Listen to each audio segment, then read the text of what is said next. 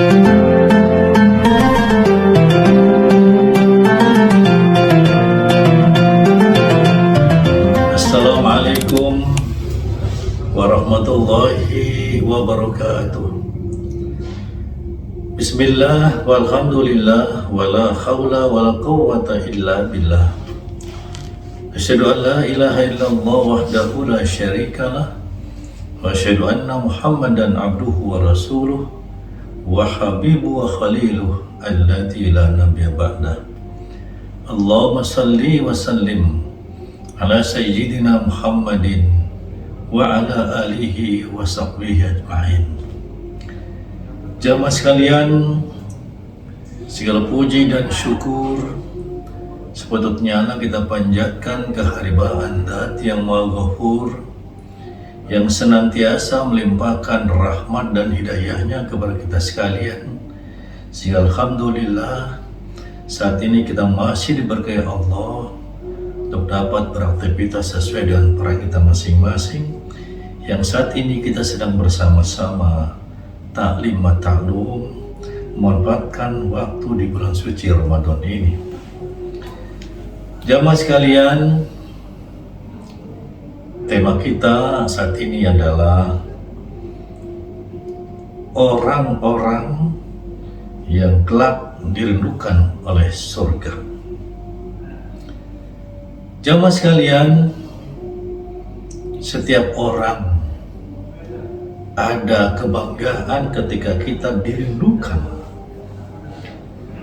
Seperti halnya kita seorang suami dirindukan oleh sang istri, seorang ayah dirindukan oleh seorang anak, rasanya tersanjung benar. Demikian pula seorang kepala desa dirindukan oleh camat, seorang camat dirindukan oleh bupati, bupati dirindukan oleh Pak Gubernur, rasanya tersanjung benar. Ini mah surga yang merindukan, subhanallah. Rasulullah SAW bersabda bahwasanya surga rindu kepada manusia yang mengamalkan 4 hal. Yang pertama, talil Quran. Apa itu? Orang yang senantiasa membaca Al-Quran. Jamaah sekalian, kita tahu Al-Quran merupakan mukjizat terbesar yang Allah limpahkan kepada baginda Rasulullah SAW untuk mengatur kehidupan manusia. Dengan keagungan mukjizatnya, Al-Quran mampu menyentuh lubuk hati insan-insan muslim dan mukmin. Tepat kiranya kalau Allah mengatakan ciri orang beriman itu adalah mereka yang mana kalau mendengar nama Allah maka gemetarlah hati mereka, dan ketika dibacakan ayat-ayatnya maka bertambahlah iman mereka. Subhanallah, siapakah mereka itu? Mudah-mudahan kita sekalian. Jamaah sekalian, kenapa orang yang rajin baca Al-Quran kelak dirindukan surga? Karena Quran merupakan mukjizat terbesar. Karena itu barang siapa yang baca Al-Quran ikhlas karena Allah, 1 huruf tanpa punya wudhu mendapat pahala 10. Bagi siapa yang punya wudhu membaca Al-Quran 1 huruf 15. Dan ketika dalam sholat membaca Al-Quran pahalanya 25. Jadi kalau kita membaca basmalah saja, Bismillahirrahmanirrahim. Bismillahirrahmanirrahim 19 huruf. Kalau kita membaca tanpa wudhu maka pahalanya kali 10 di bulan Ramadan ini dilipat gandakan menjadi 700 kali lipat. Karena itu tepat kiranya di bulan Ramadan ini betapa banyak kita saksikan, kita mendengarkan, kita cermati bersama di seluruh masjid-masjid, surah-surah ba'da tarawih biasa tadarus.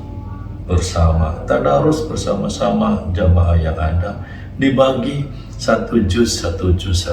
Kalau 10 orang, maka 10 juz malam itu terselesaikan. Ada hal yang luar biasa, saya pikir waktu yang kita miliki 24 jam itu, kalau kita sisihkan 40 menit, saya coba ukur 1 juz itu dibaca dengan tartil 40 menit. 40 menit yang kita sisihkan waktu untuk membaca Quran dari 24 jam waktu yang kita miliki, sebetulnya saat itulah yang kelak akan memberikan syafaat kepada kita. Al-Quran yang kita baca kelak akan memberikan syafaat kepada kita, terutama manakala kita berada di alam kubur. Ketika dalam barzah nanti kita berada dalam tempat yang sempit, gelap gulita, tetapi ketika kita rajin baca Quran, maka Quran itulah yang akan memberikan pertolongan kepada kita. Yang kedua, saudaraku, kelak orang yang akan dirindukan surga adalah mut'imil ji'an, orang yang memberi makan kepada orang yang lapar. Subhanallah, Allah mengajarkan kepada kita melalui baginda Rasulullah agar kita ini mampu berbagi. Karena itu betapa indahnya ketika kita punya rezeki, kemudian kita berbagi kepada saudara-saudara kita yang nasibnya tidak seberuntung kita. Itulah sebabnya kata baginda Rasul, orang yang bisa berbagi kasih, memberikan makan pada orang yang lapar, maka kelak akan dirindukan surga.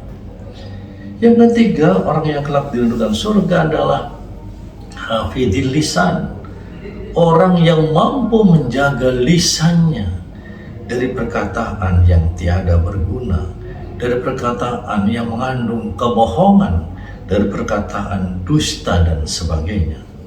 Karena itu subhanallah, orang yang berpuasa sesungguhnya diajarkan oleh baginda Rasul agar kita mampu mempuasakan diri kita dari apa? Dari ucapan yang tiada berguna, dari ucapan yang bohong. Kata Nabi, tidak sedikit orang yang berpuasa yang tidak mendapatkan apa-apa kecuali lapar dan dahaga, disebabkan dia tidak mampu menjaga lisannya dari kebohongan. Yang keempat, saudaraku, orang yang kelak dirindukan surga adalah shaimi fi yaumi Ramadan, orang yang berpuasa di bulan Ramadan. Untung kita ini diberikan fasilitas oleh baginda Rasul untuk bersama-sama melaksanakan ibadah puasa sebagaimana yang Allah tugaskan kepada kita, yang dijelaskan di dalam surat Al-Baqarah ayat 183 yang kita sering dengar kalau sore menjelang tarawih ada kultum. Ayat ini sering dialunkan. A'udzubillahi minasyaitonir rajim. Bismillahirrahmanirrahim. Ya ayyuhalladzina amanu kutiba alaikumus siyamu kama kutiba alal ladzina min qablikum la'allakum tattaqun. Shadaqallahul adzim. Ayat ini kalau diterjemahkan dalam bahasa Indonesia, kira-kira, hai orang-orang yang beriman, diwajibkan atas berpuasa sebagaimana diwajibkan atas orang-orang sebelum kamu, la'allakum tattaqun, agar kita menjadi orang yang bertakwa. Subhanallah, tidak ada kebahagiaan lain bagi seorang hamba kecuali kita dikelompokkan oleh Allah menjadi bagian dari hamba yang bertakwa. Kenapa? Orang yang bertakwa jaminannya adalah kelak kita akan ditempatkan Allah ke dalam Jannatun Na'im.